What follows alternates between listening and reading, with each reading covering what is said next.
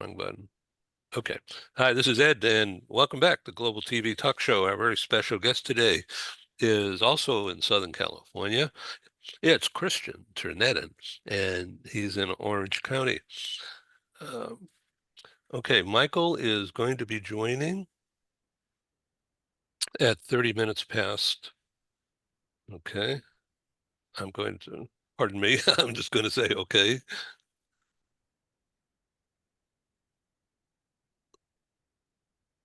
Okay, Michael Jackson will be joining us, and but at around half past the hour. Is that okay for you? Sure. Yeah, okay. So everybody out there in the world, Christian, many years experience as an executive with relocation management companies, and his real love is linguistics. So tell us about linguistics. One of them, yeah. So linguistics is where my original background is. I have a master's in linguistics from the University of Zurich, Switzerland. And when I went to the UK for my exchange year, that's also one of the subjects I studied there. Linguistics is a huge field, and there are so many special niches and pieces, and it's been around for several hundred years also. Um, but my within that, my specialty is in pragmatics, which is the field of the difference between what you're saying and what you mean.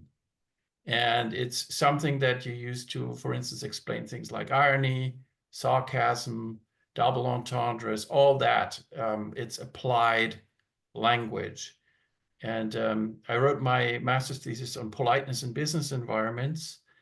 And I analyzed how you save face in or give face in business settings. So, for instance, approving what somebody says in front of a group of people is giving face. Saving face, you apologize, things like that, concepts like that. And as academic as that sounds, it's served me well in my career in mobility, where you work on high level customer service and you do that kind of thing literally every day, that you think in those terms. So this So is very intellectual, but it's it also was a master's very, thesis. Yeah. very practical. Yes, that's what I liked about it, that it was both. I already knew that at the time when I wrote it, I already had an inkling that I didn't want to be a high school teacher. I had most of the classwork done for becoming an English and history teacher. And I taught for 6 months, substituting for my old English teachers. I taught at my old high school, which was a whole other story I have to tell you about one I day. bet. It's bizarre. But and it was also my mom's high school. So yeah.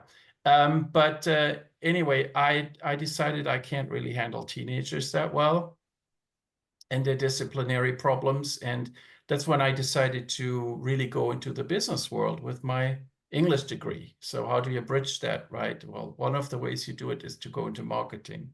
And I did that for several years, moved to the United States, did some marketing, and then with a few detours, moved into mobility.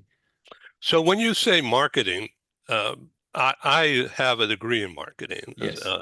undergraduate degree, um, and it was all about strategy and Mm-hmm. manipulation, really, the Mm-hmm. psychology Mm-hmm. of that kind of getting things done, Right. and creating awareness and causing that awareness to create purchasing of a Mm-hmm. product, and then all things supportive of that. And so, uh, what do you, What did I do? what was your experience level? So what I did is I was hired as a really hands-on marketing guy to produce brochures, for instance, and produce them in German and English. So that was one of the attractions, that I was able to translate. They didn't need a translator. I did it in-house. Um, and also to handle some of the suppliers who only spoke English. Now, my boss spoke English, but he wasn't comfortable with this international Outlook, working out of Switzerland. Yeah, so I did that. I did trade shows. I did uh, I helped with the managing the customer database, updating that. It was a very hands-on kind of marketing, jack of all trades experience, and it helped me quite a bit. It kind of ran its course, and then I moved to the United States, worked for a software company, the Taiwanese software company, did their marketing, same deal, So, brochures and so, so on. so let me ask you, going back to that first Mhm. segment, what product or products? Oh, yeah, sorry, I didn't mention that. It was Internet Security Solutions. Okay. So it was, virus I don't know what protection. to say. Okay. It was virus protection, Yeah. firewalls, that kind of stuff. And the company I worked for at the time worked with some of the large Swiss banks, insurance companies. Um, well, those were the big ones, advertising agencies, Yeah. healthcare, some of the pharma companies. So they had a really nice portfolio of clients. So let me ask you, what was the job to do? You mentioned writing brochures Right, and writing did brochures. sales pitches? No, they were my boss and another guy were the salespeople, but they needed to, they need, like you did, they need to hand something out. I designed a business card. I did quite a bit of graphic design together with a designer because I'm not that good at it, frankly. No, Um, but me neither. I looped my brother in, my middle brother, who had a one-person website design shop. He redesigned the website, he and then I translated it from German into English. So it was the whole deal of, okay, where I can't do all the marketing communications by myself. I need somebody else to do it who can do it in English as well. And that's why I was hired. And I worked there Yeah. for about 2 years and then I moved. Did you like the kind of work? Yeah, I did. Um, Yeah. I did, and it was nice to get out of academia and teaching and really get into the business world, figure out what a supply chain was, things like that. It That was really I learned so much. that would be a good bridge. Yeah. Yeah, it was an excellent bridge, Yeah. and then it was a jumping off point for starting my career in the United States.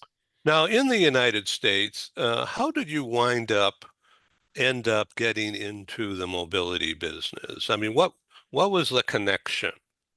It was very simple. It was an ad on monster.com.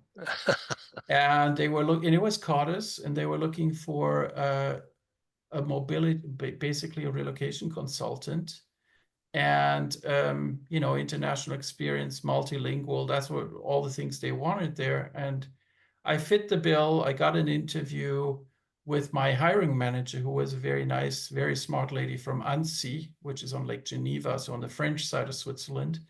And we clicked immediately, and she made me an offer the next day. And that's how I started out as a international relocation consultant, then added some domestic renters and so on to it. I did a lot of assignment management. So what we're talking about often in your show, a lot of that I did for some of the well-known, software companies, but even down to companies that moved like 2 people a year. And then I went to Lexicon and really got into domestic relocations as well. So home sale, appraisals, the whole 9 yards there. So let me ask you a question about the communication skills Hmm. and how you used your comfort and depth of knowledge and Yeah. understanding of language Hmm. to communicate a need Hmm. and uh, uh, an opportunity for a customer to take advantage of your company's product and maybe what to do with the product. Yeah. Um, so do you mean in mobility or in marketing? Because I used them in It's all both the fields, same. but very Yeah. differently. So in mobility, where you you're asked to, on the one hand, deliver high-level customer service, but on the other hand, you're working for the client, which is the company, the employer. So you have to stay within your guidelines, and you have to also sometimes put your foot down and say, no, you're not getting this, what you want, because it's outside of policy, and it's, maybe even a crazy request, costs too much. So what you learn is to be very diplomatic about how you communicate that, because you cannot say no very strongly unless you absolutely have to. You have to learn how to put this in a form that makes a lot more sense. For instance, by saying, we can do this another way, or this is beyond the scope of your policy, but here's another thing I could do for you. You'll use a lot of the same tactics that you'd use in sales, in marketing. Oh, also, I sold cars for 7 months. That was kind of an interlude. So that's where I learned sales. Um, but you do it in a very diplomatic way. And because of my background, it's kind of the way I describe it. In the back of my head, I was constantly analyzing what I was saying or what the other person was saying, applying this linguistic model that I talked about. So it made it, in a way, it made it a lot easier to find the right words. And then also I could do it in German. So I had transferees. I had a big software company client moving people from Germany and other places into the Bay Area, but the company is German. So, I could use all the experience I'd had moving into the United States. What is a credit history? Why can't you just get your household goods when you want them to? You know, how do you open up a bank account? Things like that. I had done all that myself. Yeah, So there hands-on. was Yeah. exactly. So there was a lot that I could share with them that they could immediately relate to. So the theme of this show is how to reduce stress and anxiety Mhm. when looking for a job. But what we've been talking on so far is nothing to do with stress other than you, you compensate and go around the issue of stress and anxiety by intellectualizing through your internal and then expressing it either in writing or speaking to change the topic or to take more control or to dodge an issue. Mhm. So, in other words, the goal is to reduce any stress and anxiety by getting ahead of it and controlling the situation, controlling the ground Yes. game by the use of language. Yes, and by the use of what you share your knowledge, all the teaching skills that I learned in front of a class of 30 high school students, all that came into play too. How do you explain something? How do you the other day I talked about what's in it for me. How do you explain that so that the people are with you? Because ultimately, yes, the immediate goal is to reduce stress and anxiety, also mostly on part of your transferee who's in a very stressful situation moving. But the real goal is to get them safely to where they need to be and make them happy and relaxed so that they can go to the destination location and start being productive. That's the ultimate goal. And you need to do this within the rules or the policy work of the company that hired you, that paid you. Um, where it gets very difficult and challenging is when there's real estate involved. On the domestic side, when you have home sales, home purchases, and if you can pull all that off and they're sitting in their new home, they're happy, their household goods haven't been trashed, everything arrived in good stead, and you managed it so that they had the least amount of stress possible, that's when it is very satisfying, because that's when people are grateful and appreciative. So the whole relocation process is full of stress and anxiety. It is on both. So it is on their part for sure, right? But then you come in and you're the one who's moved so many people before. You've been through it all. And if you've been through it all yourself, personal experience like I have, then it's even better. And you come in and you're the calming presence, ideally. You're the person who has it under control. You're the person that has already thought things through. You're going to arrive. Where you're going to stay? Oh, I don't know. All right, let's figure this out. Here's how this is going to work. I'm going to, work with our suppliers and get you a nice corporate apartment where you can stay for 30 days. And in the meantime, you can look for a home, and I have help there too. And you kind of you tell them how you're going to make all this happen, and you convey in your tone and in your communication style that you know what you're doing and that they can trust you, and that you will see to it that they have a good experience with you, that you're there to support them, and that you're ultimately there to help them transition into their new destination and into their new role. Might be the same title, but in another location. I'd like to go around the corner here, use a Let's. language, and bring in another topic, but definitely related to what has just been discussed, and that is this concept of stakeholders Mhm.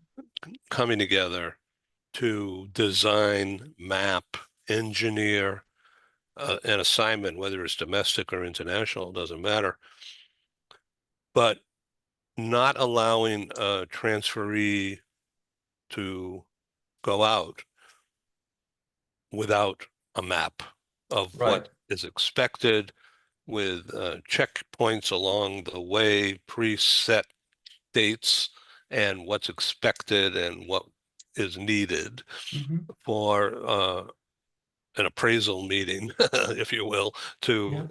to help the assignee and family. We'll get to that in a minute. The assignee have their own ROI, return on their own investment in taking the assignment, Mhm. because there's a lot of risk involved. It If they is. blow it, or if they do something wrong, or they get the company in trouble because of something that they do. Or they Uh, make the wrong financial decisions. and all of that is impacted if there's a family or a spouse, especially in a dual career situation, it becomes a mess.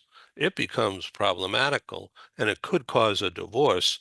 And I don't know what the legal ramifications for the company are by having an assignment go bad and resulting in a divorce, and which can be very expensive for the assignee, never mind disruptive and damaging. And to what extent you, as the leader, manager, and the communicator, help with the stakeholders to prevent that from happening Right. by mapping out the assignment first, Mhm. with goalposts and checkpoints along the way. And that includes having a mentor and a coach at certain times, not 100% of the time, but making sure the assignee is trained to manage themselves and manage the family, so that the family doesn't wall themselves off from the new neighbors and the community, and that causes mental health problems, Yes. and lack of assimilation causes bitterness Sure. and disappointment. So that's a mess. That's a handful. Yet many companies don't prepare the assignee in that way. Yeah, that is one of the things that I'm thinking about a lot, and have also written about in some posts. There's a second article that's going to come out that I'm co-writing with Mehibe Hill, the mobility coach from Europe. Um, what I firmly believe is the best way to go about this is for the company to start with the transferee when they discuss the job requirements. That is something that kind of comes natural, right? You would say you'll be in this role, and here's your job description, here's the projects you'll be working on. but then also to be trained enough to say, as far as getting you there, this is what we're doing. We have hired a relocation management company. They will be in touch with you. They will explain the policy benefits. And then without going into too much detail, making sure that they're comfortable enough to know will be taken care of. I don't have the detail. I'm going to get the details from my contact at the RMC, but I'm taken care of. Somebody's thought this through, and it's just the details are being outsourced to the experts. Then the relocation management consultant comes into play, and ideally, what they say and what the transferee's been told internally align. Now, that's not always happening, and it should happen. I've had, of course, clients that did that really well, and I've had clients that said, well, I'm outsourcing it. You guys take over. And often then there's misalignment. As far as the divorce situation goes, yes, I've had this a few times where there's a possible divorce or there's definitely a rift in the family. What you can do is listen for signals, for cues, and if it jeopardizes the timeline of the relocation, you should notify the contact HR without going into too much detail. But they have you said stakeholders, they have a massive stake in this to make sure that their employee gets to the destination location on time. And one of the tools that you'd use is to make sure that the timeline and where you are is being communicated to the company. Classic example, somebody's just is ghosting you, not responding to you. Why would they be doing this? Well, one of the possible reasons is they really don't want to move and they can't express that. So what they're doing is they're just not picking up the phone and nothing happens, right? Because you have to develop the timeline with the transferee that's moving.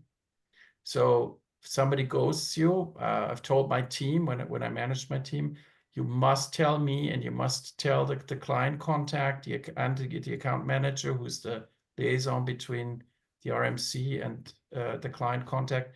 You must tell all of us, notify us, because that jeopardizes a lot more than just a relocation.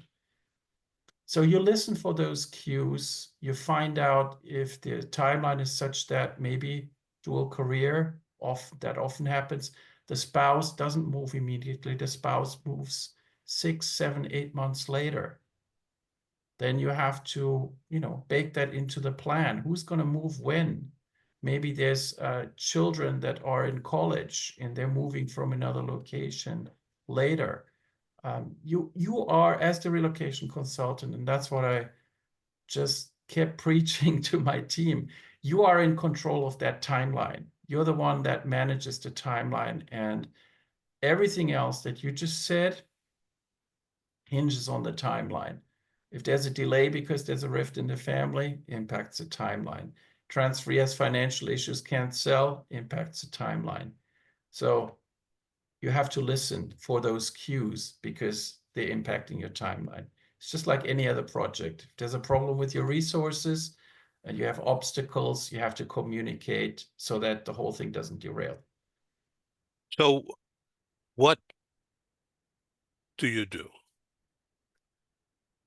How can you explain to the transferee family who is probably bristling with anger or confusion, Mm-hmm. and they and fear Mm-hmm. and downright being uncomfortable, Yes. and that is a mess. So why was that person picked for the assignment, and whose fault is that? And you can't. Who are you to it's not an imposter system situation. It's a dangerous situation because you're going to have an enemy inside that company if you accuse that line manager for not doing their job. And they're going to say, who are you to tell me that? Well, I said, because trained to do this when a transferee situation, blah, blah, blah, and you're not helping your transferee be successful.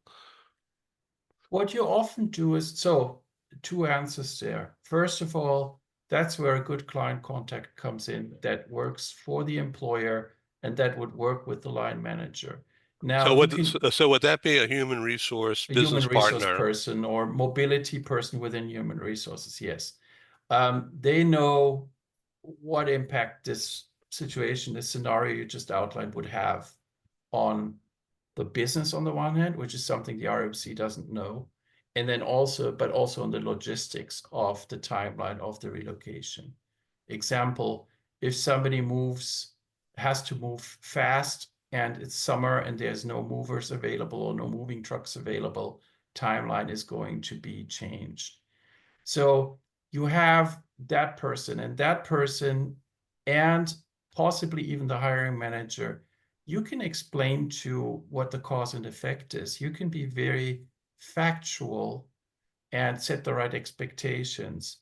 And in my experience, that has helped a lot to not make them your enemy. Because at the end of the day, you're trying to help move this project forward.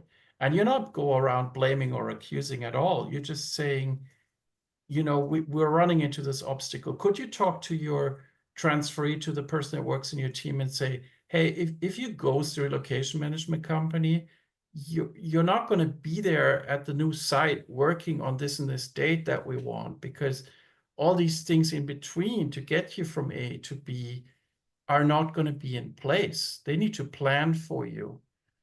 And of course, you always have exceptions. You have people that are unreasonable, delusional, whatever, they have addiction problems, whatever the case may be, you get it all. But the vast majority of people are reasonable, and they will say, okay, I want to make this a success. As you said earlier, my career is on the line, right? I want to make this a success. I'm going to play along and make sure that we all get to the same end result. That's how you convince them most of the time, that you're being factual. You're saying, if you don't do A, then B will happen. That's not an accusation, it's just a fact. That's what I Nice. taught my Okay. team. So your language skills and poise and self-comfort, those are critical skills for that position. Well, for any position, but for sure in being Yes. in the middle of a management thing, a relocation, but it's a total management. It is I think it's a very high skill level of customer service and project management at the same time, which is why it's not an easy job to do. I personally believe it takes about a year to train somebody to do it well and comfortably. Can they do it before? Yes, but you need a certain level of experience to do it well and comfortably. And then your job as the manager and coach becomes to see where there's room for improvement, where's there skills that maybe you can share and teach, so that your team, your consultants get even better at their jobs.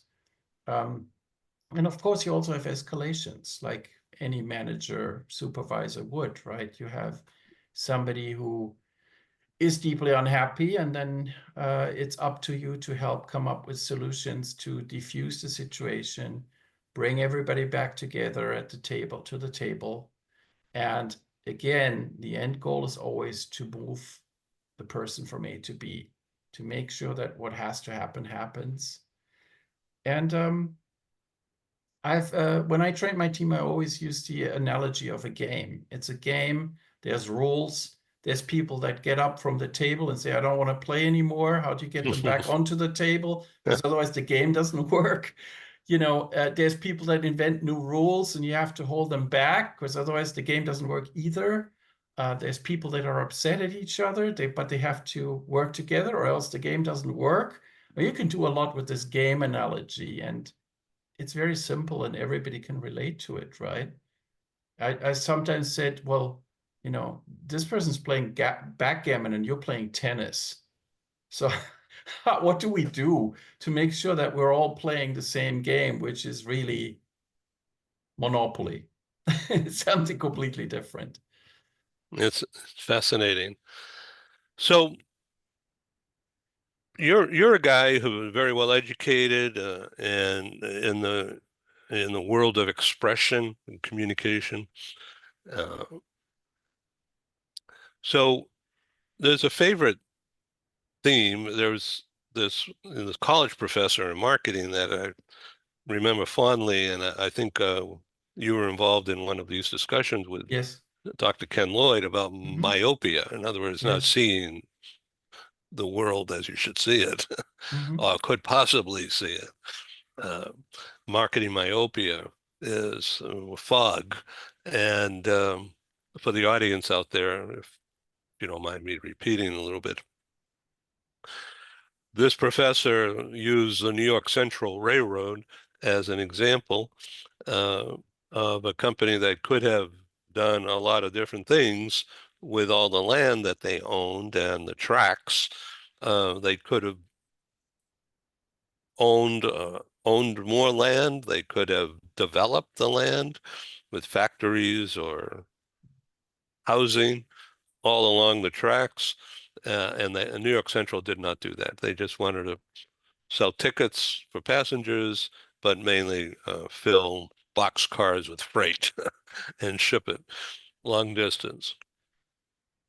They did that pretty well, but they didn't think of themselves as in the world of transportation, not to mention the development of the asset base as clearly as they should have. So, for instance, they could have started or partnered with Southwest Airlines. They could have um, partnered with land developers, Yeah. area economic development experts, brokers as well as investors. But they didn't do that. And so New York Central is now out of business, merged into one or the other.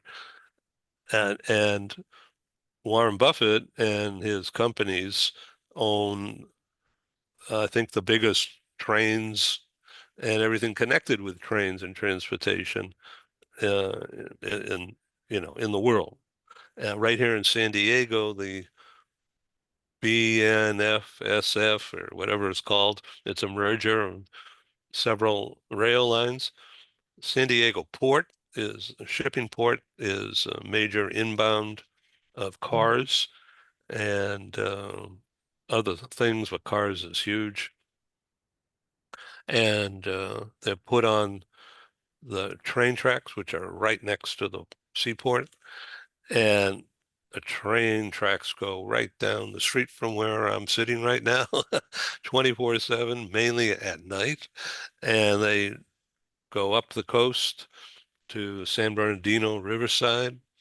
And from there, the tracks go across the country, uh, as well as north. So it's a major transportation corridor right down the street here. And what they have done is to further develop their technology of doing things better, faster, even cheaper, but they have not acquired any airlines or ocean shipping.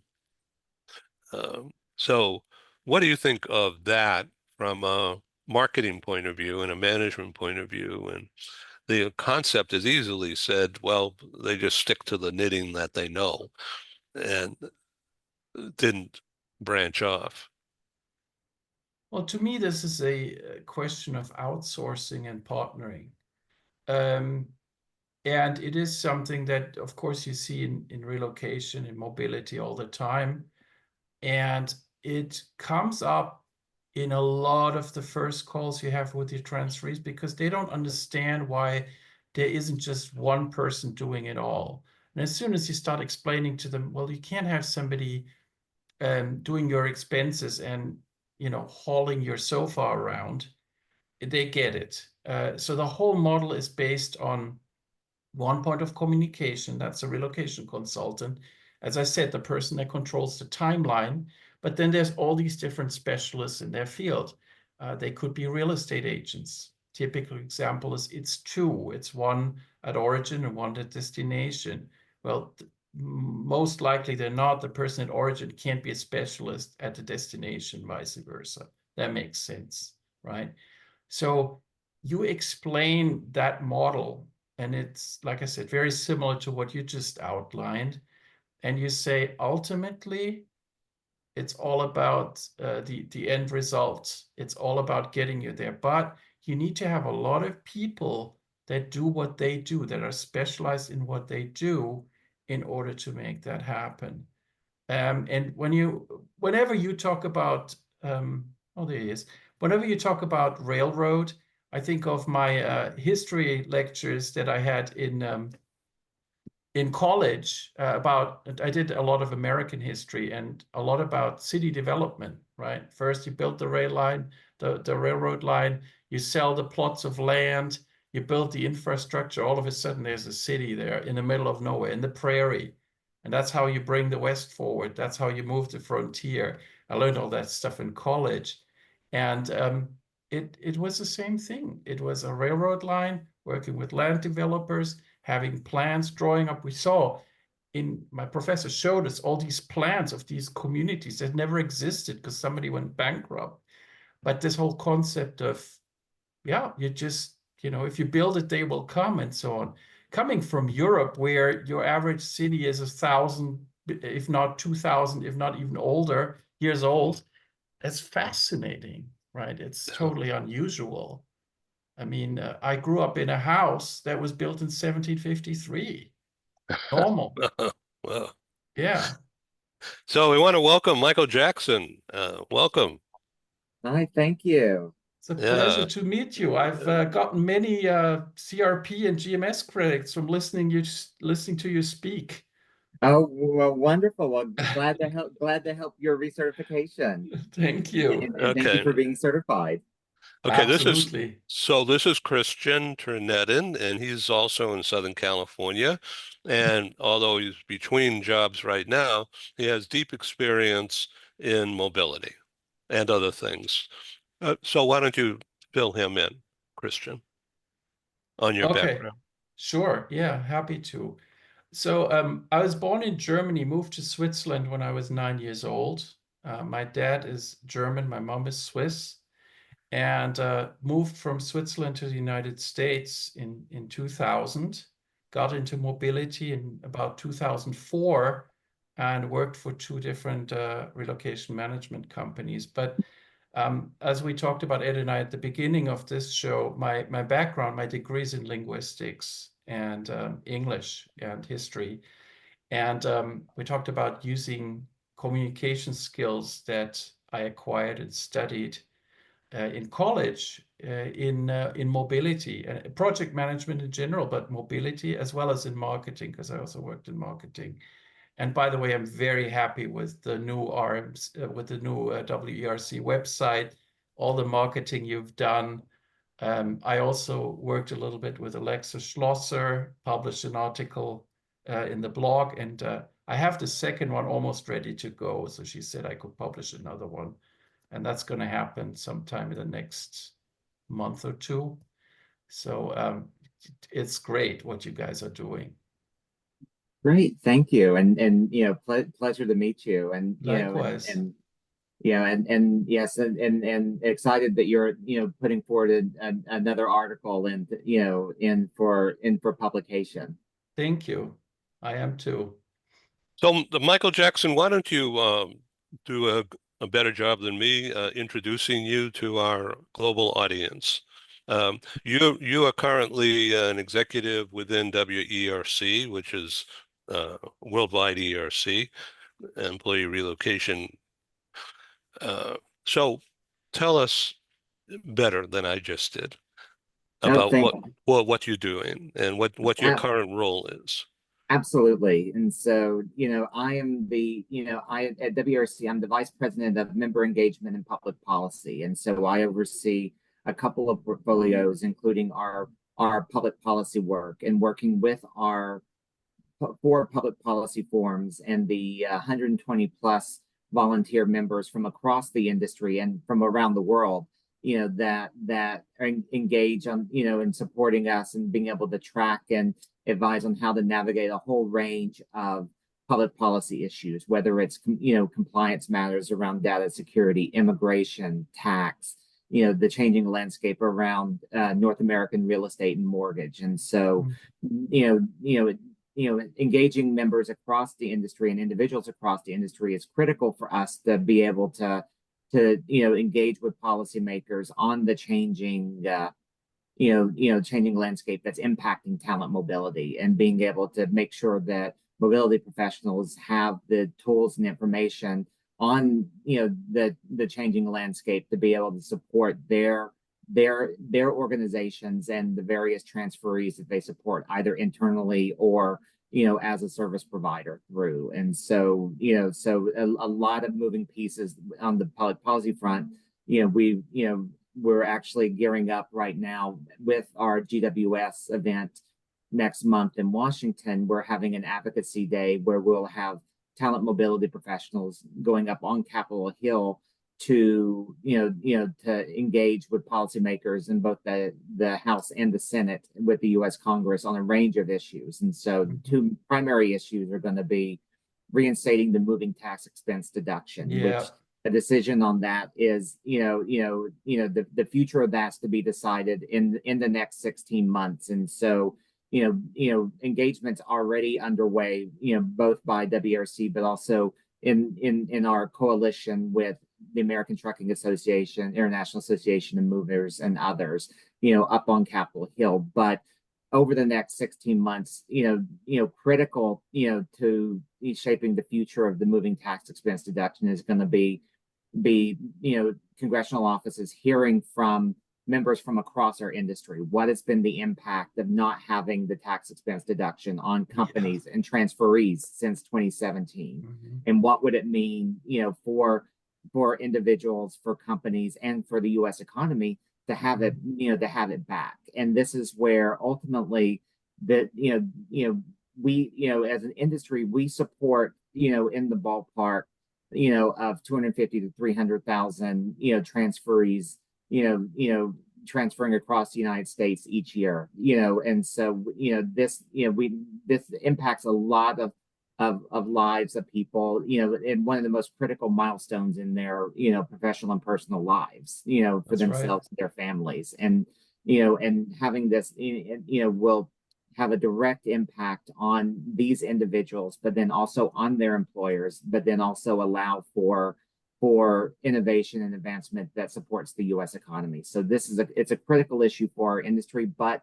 for business overall, and for being able to support the talent workforce within, and being able to make sure folks are able to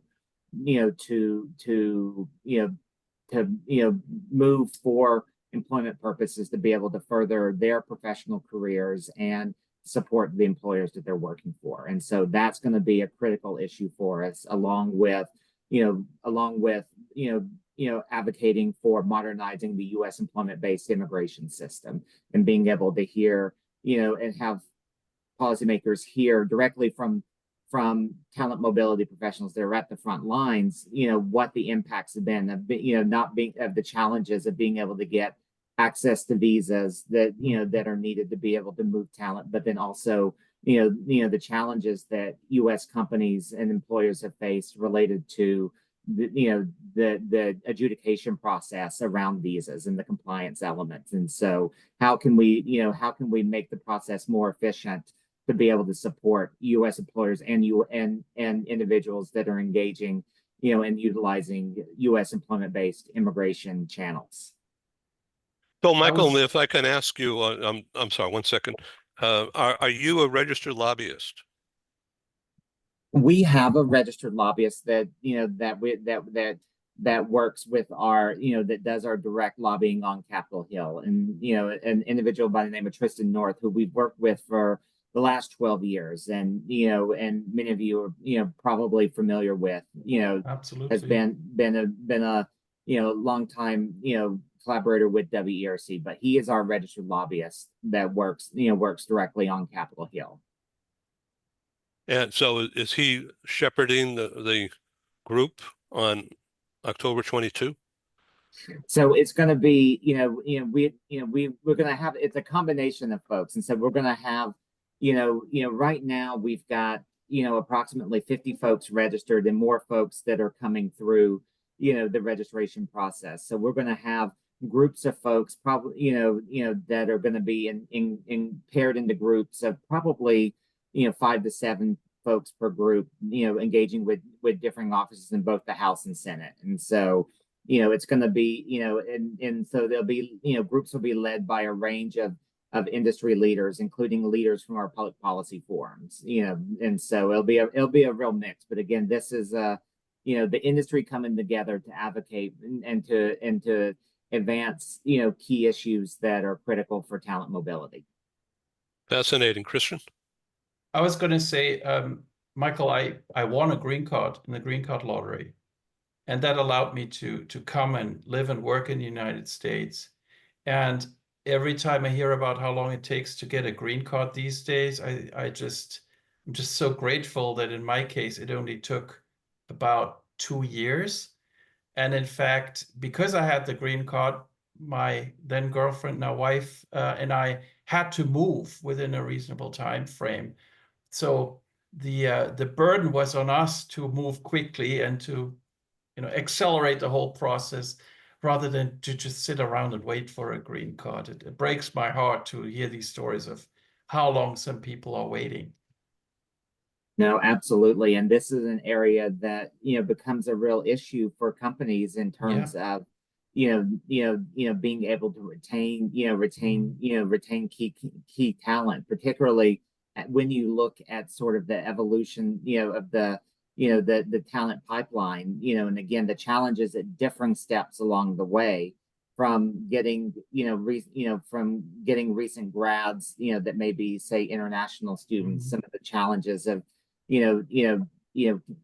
how do you, connect them in, but then if you want to, continue that relationship longer term with them, the challenges with those options. And so it's a real, it's a real challenge for employers, navigating their talent strategies throughout, but also, has real ramifications for individuals, and that's, and as you pointed out, the waits can be very, very extensive depending on the circumstances, and that has impacts on employers and individuals, both the employee and their families. And so, so these, this question is one that, it's very much top of mind for, for employees, employers and their employees, because it's such a critical piece of, the talent mobility process and the talent pipeline. And these people can go someplace else. They can go to Canada. They could go to Australia. The United States is competing oftentimes to have these people live here, but also stay here long term, which is what the green card would be doing. Mm-hmm. So I've had transferees who moved to Canada instead of moving to the United States. I've experienced that listening to what they went through. Yeah, and this is where for our industry, one of the major challenges right now is that you've got shifting landscapes in so many countries, not just in the United States, and challenges, within. You've got, changing governments, and, we just had a change of government in the UK. And, That's right. in the UK has recently increased the fees associated with various immigration related services. Similar, occurred in the US earlier this year. You've got Canada that has been, there's been reports of tightening of various, temporary employment mechanisms, but looking ahead into a broader context of parliamentary elections, having to occur sometime in the next year in Canada, that could, result in, depending on the outcome of the election, a change of government, in Canada, which could then impact, how what options employers may have, in Canada. And so, and then, you've got elections in Germany, and we could go down the list. It was, I think, over 65 countries this year, plus probably another 20 or so lined up next year, where elections were being held at the presidential or parliamentary level. So lots of, these, this shifting landscape and the impact of elections has very real ramifications for our industry, particularly when our industry, is responsible for moving people throughout, from so many parts of the world. And, and mobility professionals, have to look at the navigating landscape, oftentimes not just in one country, but a whole portfolio of countries spanning multiple continents. So I am on the periphery, as you know, in PR and marketing, and I'm not a realtor or household goods specialist or a corporate. I've spent my life in marketing things on the periphery and public relations and publications and conferences, very connected for a long time with the mobility industry, as you know, but just for the benefit of the outside audience. So I have to ask about the role of why bother relocating talent into the US? Why can't you just hire them to be wherever they are and they work remotely? Mm-hmm. And so, and that's, Of course, that depends on the specific job function. Yeah, and and it's a good question. And that's where, with a lot of companies, it's a balanced portfolio of, building up the skill sets within your local communities, whether it's the US or whatever countries where you have operations, building up in a lot of, companies, large and small, are investing in, in those skills development, particularly in more of the technical fields, to be able to get, to make sure that they've got, local workforces within. But, but there's also needs in areas within where there may not, there may be those skills gaps where you're not able to, to get in, where you need to look at moving talent, in some form to be able to address that business function, or to be able to support the movement, of short-term assignments and, executive levels. And so there's a whole mix of, of circumstances. And I think and that's where this question of, sort of the talent strategy for companies is so critically important, and where mobility, has, a critical partnership and is a critical intersection of being able to, to be able to say, here's what the company's looking at, here's how, sort of the variables, to think about with XYZ, and really be. And what we've seen is mobility, and Christian, you can, certainly, probably talk about this as well, mobility as a strategic partner, being able to be a part with their, with the, their HR business partners, with the CHROs, with the, the business units, being able to say, if here's what you're looking at in your talent strategy across the different areas, from new hires and sort of that pipeline and sort of university pipeline, new hire in, or to experienced executives, sort of what are the opportunities here? If you're thinking about XYZ, what are the compliance considerations, whether it's immigration, tax, sort of the logistics of moving people in, and then what would the cost be for all of this, and so ultimately, it's, for companies, it's a whole combination of factors within within their talent strategies within. But this is where, our, as talent mobility, our role, is an opportunity to be able to really be that strategic partner with HR and others, advising on that, and being able to advise, if we look at XYZ, here are the ramifications, what it means, and particularly in an evolving landscape where you've got shifting immigration tax requirements, where you have, differing compliance requirements. You've got shifting costs with, range of things, whether, across the supply chain. So that, that seat at the table is, it's increasingly become a critical part of the function, but across our industry.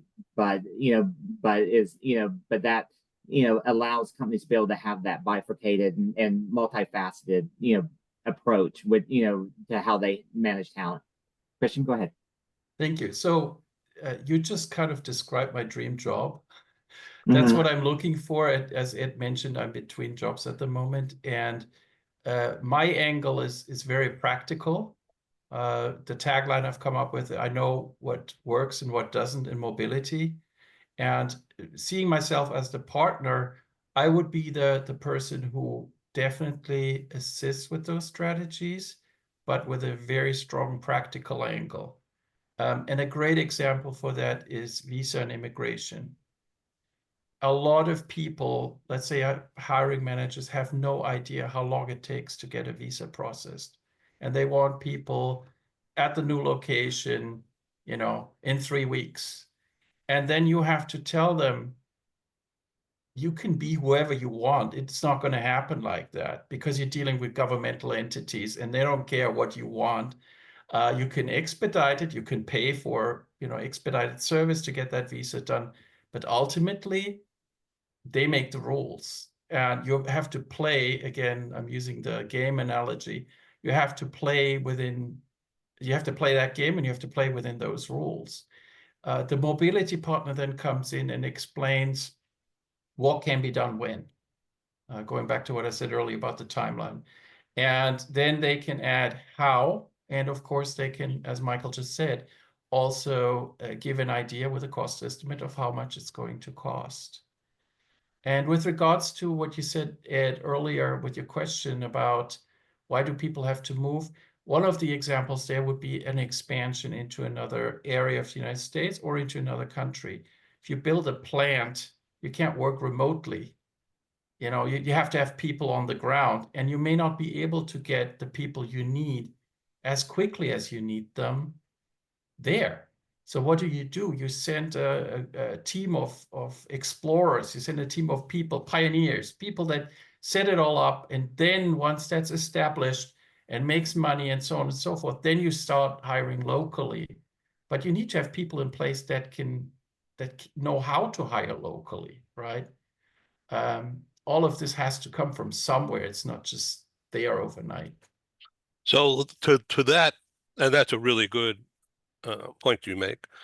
So the Chips and Science Act was developed by Samsung's public policy leader. And Michael, you met her at my meeting, February 1, at the law firm. And she wrote, well, along with others, that Chips and Science Act, and Congress passed it and President Biden signed it. And they've targeted billions of dollars to relocate and build up the chips manufacturer in the U.S. Different areas, including Central Texas, where there's an economic boom because of that development, and in Arizona, Chandler area. But one of the problems has been the inability to find sufficient numbers of talented people who are currently available in the U.S.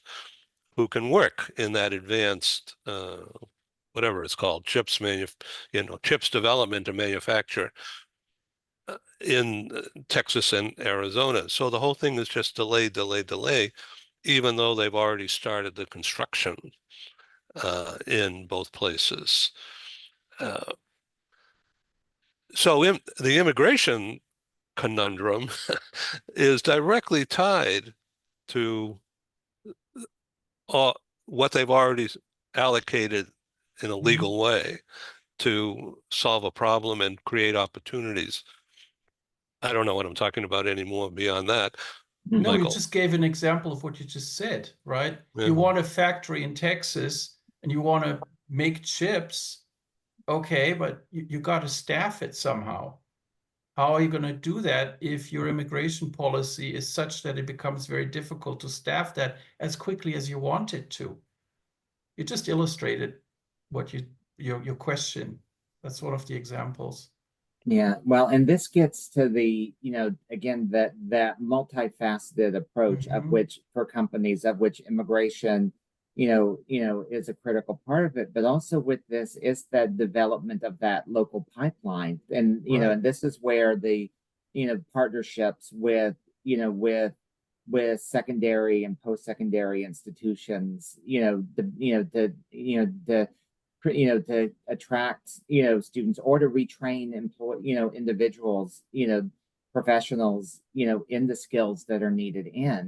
There's a whole that takes time to build out, but ultimately builds in that that long-term support for that within. But then you've also got the needs of how do you address that skills gap in that in that interim period, looking at talent that you may have or talent that you may need to bring in from elsewhere to either help get a system up and running or a plant up and running. And we see this very commonly with like a new production facility where a company may bring managers over or individuals over to help help support that that the startup and opening of that new facility connected, and particularly if you've got similar technologies within. And so, but this involves the movement of talent, even if it's for a short-term purpose within. And Right. so this is where these elements often have to be interconnected in terms of your workforce development, but then also how can you how can you move talent that you need to either address skills gap or to make sure that the support the standing up and of new operations or expanding operations or revolving operations. And so ultimately this is where and for employers that that immigration piece is a critical piece because for many employers there are needs that come in even if they have primarily a US based workforce with US employees. But but this is where the challenges with this with the employers faced with employment-based immigration processes and access to visas can have very tangible impacts on the US economy and our competitiveness for being able to address these critical issues for they're important for our economic competitiveness, for national security, on down the list, but then also being competitive with so many other parts of the world. If you Okay. want an example for what you just said, Michael, about the post-secondary approach, look at the history of the city of Irvine. There's no coincidence that they built a university in Irvine. Irvine is master planned. They knew what they were doing. They were thinking, well, give it a bit of time, and then we're going to have people who are highly skilled, highly educated people that are in Irvine, and they're going to maybe be working for companies that are in Irvine. So we can attract more companies that are in Irvine. City of Irvine has grown even while I used to live there for like 2 years. It's almost unrecognizable from what it was like in the early 2000s. It's area economic development, Yeah, long-term planning, yeah, and the relocation industry is directly connected to area economic development, particularly FDI, foreign direct investments. So I applaud the new direction of WERC. I think it's great. Anupam was a guest speaker at a New York City meeting I produced. It was hosted, this is about 10 years ago. Mhm. He was a venture capitalist at the time, I think with Silver Lake. I'm not sure. And I forget how I got introduced to him, but I invited this guy who I'd never met before through LinkedIn. I found him, and he came. So At the time, his office was in the Chrysler Building in Midtown Manhattan, and my meeting was scheduled to be in the tower above Penn Station. And my host sponsor was United Health at that time, and so they, in their boardroom, they hosted me, and we had around 50 people around that huge table. And Anupam spoke. I forget what he talked about at the time. It was not recorded, but it was really interesting. You could see the smarts and the energy and the depth uh, of master planning. Thinking things out and then finding people to implement the pieces. And I could see that's what he's doing now. So No, that's cool. no, absolutely. And I think and I think the other, piece of this, and I think one of the things and particularly, over the last, I would say, year to 18 months, just seeing, the industry really come together to support the industry. And I think, Yes. and as Anupam and myself and others have been going across the country, just hearing from members and just, folks wanting to step up and say, how can I support, how can I support this industry, and being able to, being able to address the range of changes and, issues that we're facing, but also, looking at the opportunities that we have in this evolving landscape as an industry to be able to really demonstrate and articulate the value. And so whether it's been the changes in the U.S. real estate sector around buyer broker compensation, or helping employers think through how how do mobility practitioners navigate the the immigration challenges we just talked about, to looking at sort of what does mobility look like with an evolving workplace, with evolving policies around remote, hybrid, in-person work, around technology and its impacts within, and how that shapes opportunities and challenges within. But just seeing the industry come together, bring their expertise and insights, but then also really looking toward provide resources and solutions to really help propel the talent mobility as an industry. It's been really encouraging to see the industry come together and to be able to see the real power of talent mobility when we come together to address critical issues that face us as an industry. And so I think that it's an exciting time to be a talent mobility professional. There's a lot of challenges, there's a lot of change within, but there's a lot of opportunity that we have. And I think that this is where the value and the skills that mobility professionals have.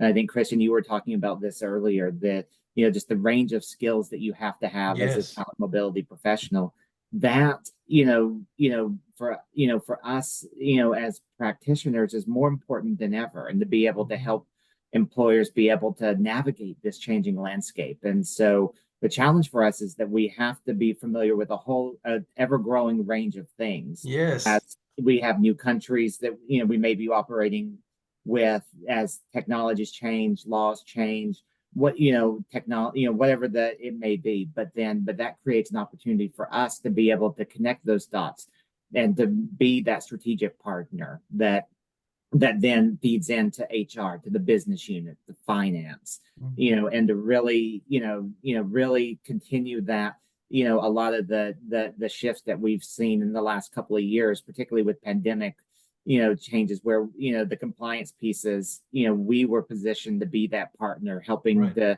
navigate the challenges therein. And so it's there's a lot of moving pieces, but there's a lot of opportunity within. And so I think this is where, the conversations like what we're having here, I think are the big changes and big issues, this is the time, and the opportunity for talent mobility to to step up, to come together to support the industry. And for me, that's been one of the things I've been most encouraged to see. And I think continuing that connection in, and that, and leveraging that, by the people, for the people, in terms of really propelling and advancing talent mobility is more important than ever, and critical for our success as an industry, and ultimately to support the success of our employers, whatever they may be, but then also the transferees that we support. So the real estate conundrum now with with buyer brokerage, and I know that you guys are certainly looking into it with the likes of Teresa Howe and the Relocation Directors Council. So there has to be a simpler way to communicate the new rule. And do you want to add a brief statement as we come to a close of this?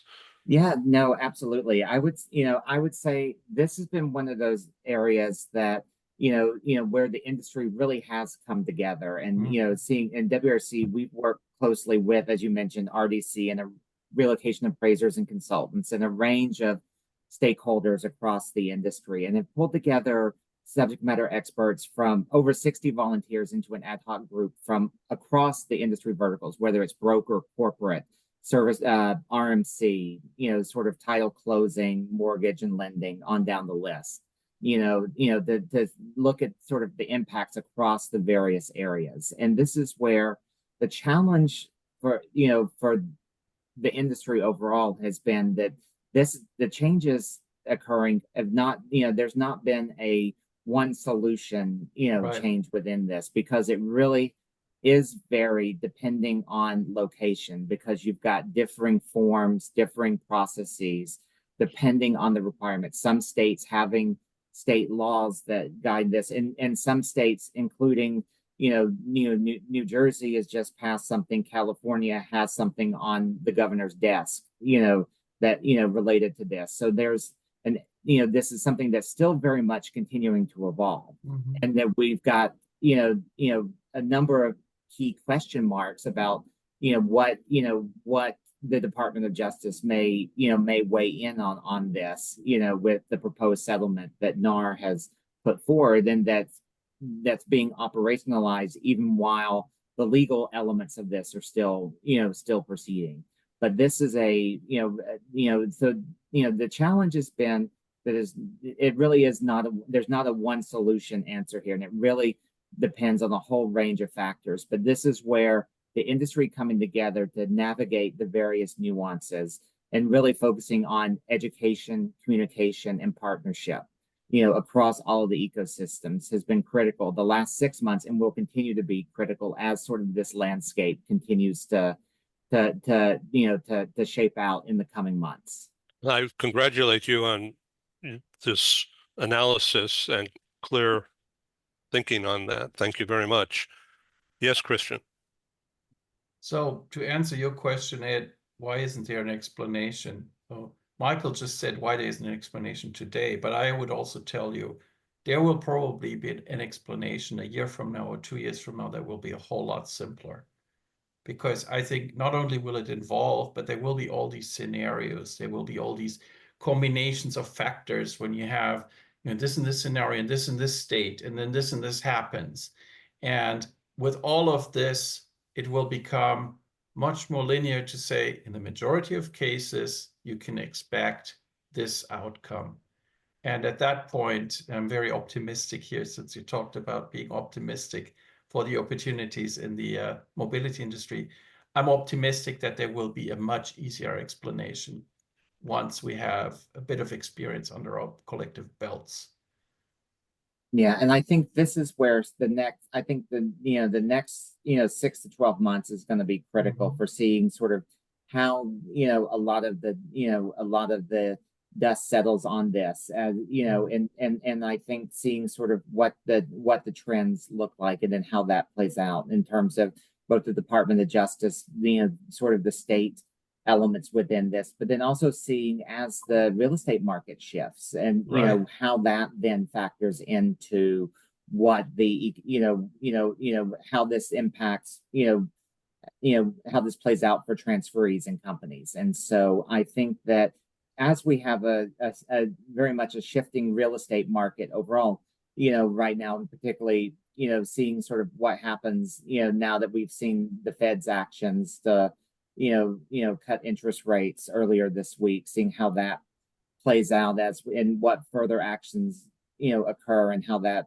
impacts the ecosystem. And but also seeing a lot of the regional trends, because right now there's a lot of different trends depending on which market you're looking at. And so I think one of the challenges with real estate overall is that there can be a number of overarching themes, but a lot of variance depending on which market you're talking about and which elements within. So I think as things progress, I think you're going to see a number of elements settle, but it's going to still continue to be an element where you're going to have a whole range of factors to work through. But that's where the expertise within brokerages and leveraging relocation directors to be able to help support those variances and expertise and helping navigate the value of relocation management companies providing that strategic leadership, but then also the value of corporate mobility professionals to be able to to set those expectations, to be able to shepherd that and to leverage their partner networks, whether it's the RMC, corporate mortgage and lending on down, to navigate this ecosystem. This is where the value of all of the elements is more critical than ever, to be able to help provide that partnership, to be able to navigate the changing ecosystem, not just with this issue, but I think across the real estate sector. And we're seeing similar things on immigration, tax, a whole range of things. This is where the industry and and the partnerships and collaboration within across both corporates and service providers is more important than ever for helping to navigate the changing landscape. And so this is where the expertise and the and the familiarity that mobility professionals have is so critical for being able to provide the information that transferees and companies need to navigate. So thank you for coming on Global TV Talk Show. This has been a program which started out today about stress and anxiety when looking for a job, and now we've been talking about stress and anxiety about all these changes that are happening, and yet the solution is partnership and discussion and communication. Education. Yep. And I think the last thing I would add one thing to that, and I think it's two things. I think self-care and grace. I think whether you're looking for a new job or navigating a changing workplace landscape or navigating the range of changes that we're dealing with within the industry, self-care, making sure that you're taking care of yourself, is more important than ever. And this is where the airline adage of making sure that you put your oxygen mask on before you help others is so critically important. But then also grace in terms of being able to there is volatility, there is change. With that comes stress, and and just having the grace with each other, with our teams, with our partners, within, to navigate. And again, keeping the eye on that North Star of we ultimately as an industry function best and are able to address major issues when we work together to come through. And so the power of us collectively, it's not always easy, but that's where grace is so important, particularly in times of change. And so I think not losing sight of the self-care and the grace, whether we're talking about dealing with job transition or job searching or navigating changes and change within employment within the industry. I think those two things, in addition to what you said, are just absolutely critical. Michael just summarized the article that I'm working on with Mahiba Hill. Oh, that's great. That's exactly what we're writing about. I'll see you in Washington on that day, Tuesday. Mayor Brown, the law firm, is hosting my workshop. It's just a small workshop, but we're focusing in on global business talent. And we're also focusing in on cybersecurity threat and defenses. Mm. So it's a C-suite event, small, Mhm. compact, but very high quality. So we'll see you on the street somewhere. Perfect.